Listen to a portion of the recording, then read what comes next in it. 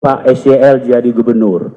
Semua dana bagi hasil dibayarkan utuh kecuali Desember masuk tahun kemarin.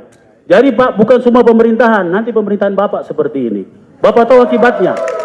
Dalam neraca pendapatan semua kabupaten kota, kasihan mereka. Mereka tidak bisa bayar TPP-nya para guru di seluruh Sulawesi Selatan. Begitu menderita para guru tidak dapat TPP. Para honorer tidak dapat TPP. Guru mengaji tidak dapat. Pemandu jenazah tidak dapat. Kenapa?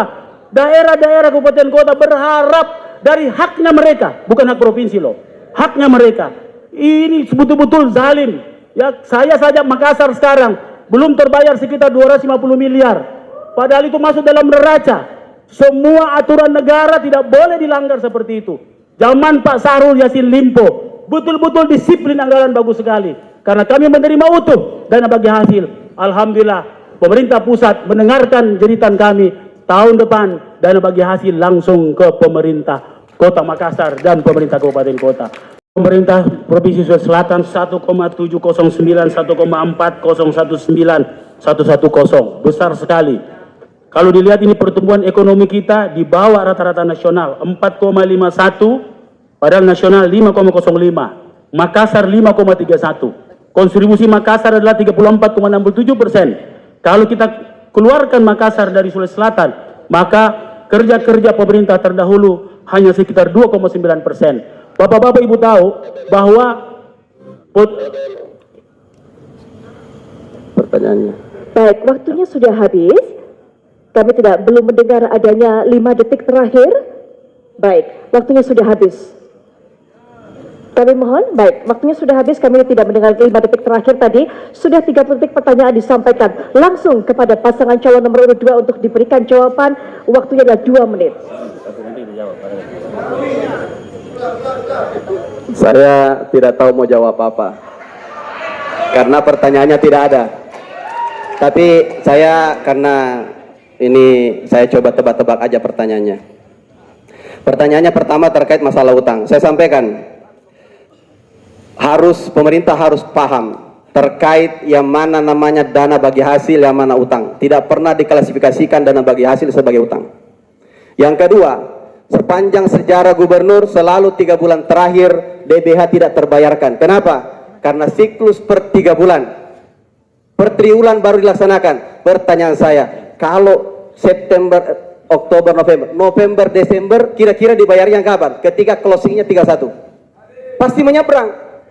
Kemudian di semua pemerintah di seluruh Indonesia, bulan Januari, Februari, Maret, DPA baru tercipta ketika Februari baru bisa terlaksana. Kemudian kapan bayarnya? Rata-rata dalam Maret.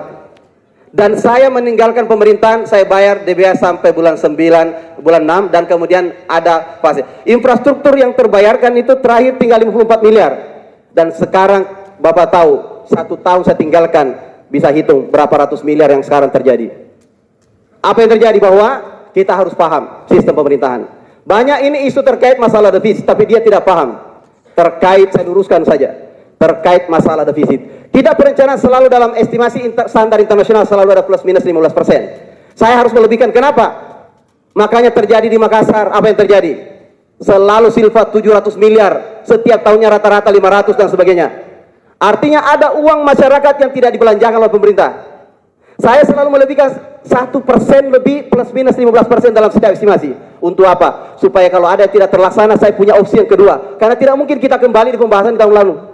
Itu adalah strategi dalam budgeting. Dan saya selalu silva dalam 3 tahun. Selalu saya silva dalam 3 tahun.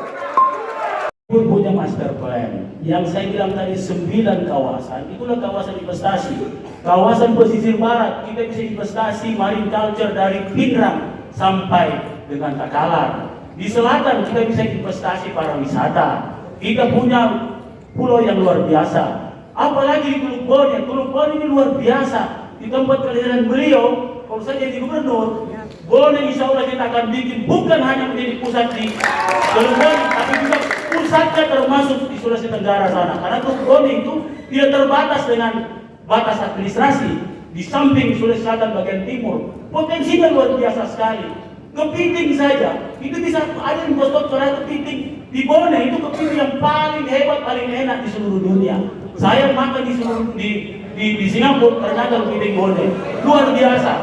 Apalagi dengan pulau-pulau kita. Pulau-pulau kita ada 315 pulau yang luar biasa. Apalagi gunung-gunung kita. Belum kita investasi pariwisata misalnya di 4 gunung kita, belum di kawasan subur kita yang namanya kawasan subur Walanai. Sebenarnya investasi begitu banyak yang mau datang. Tapi saya terima kasih dari Pak Yusril menyampaikan bahwa itu harus trust, makanya baru Makassar dapat trust ini di dunia. Karena investasi itu hanya 4. Pertama sumber, kedua pasar, ketiga prasarana dan kebijakan. Insya Allah 3 sudah ada, tinggal kebijakan. Insya Allah.